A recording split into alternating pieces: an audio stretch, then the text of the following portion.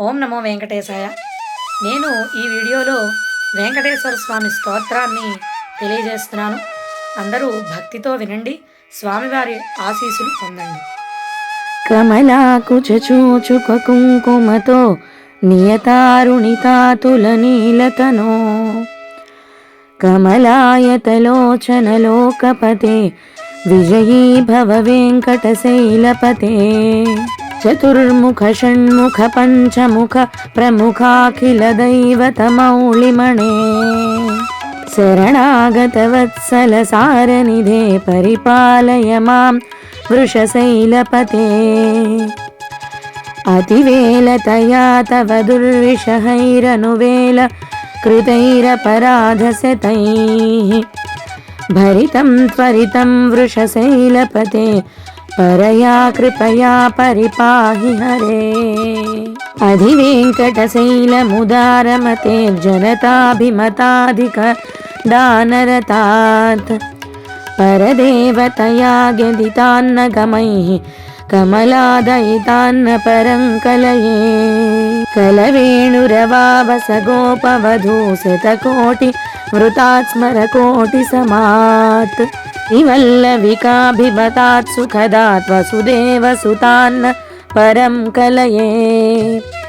అభిరామ గుణాకర దాసరథే జగదేక ధనుర్ధర ధీరమతే.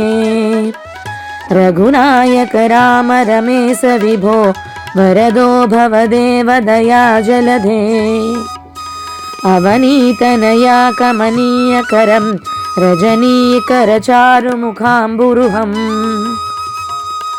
రజనీచర రాజతమో మిహిరం మహనీయమహం రఘురామమయే. సుహృదం సులభం సుఖదం స్వనుజం చ సుఖాయ మమోఘసరం. అపహాయ రఘూద్వహమన్యమహం న కథంచన కంచన జాతు భజే. వినా వెంకటేశం ననాదో ననాథ సదా వెంకటేశం స్మరామి స్మరామి.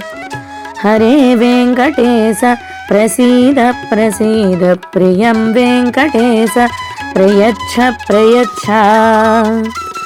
అహం దూరతస్తే పదాంభోజయుగ్మ ప్రణామేచ్ఛయాగత్య సేవాం కరోమి.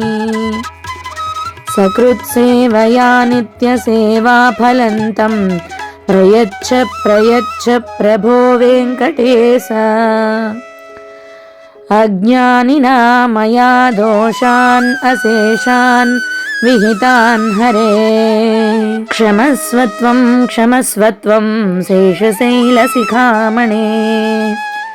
అజ్ఞానినా మయా దోషాన్ అశేషాన్ విహితాన్ హరే.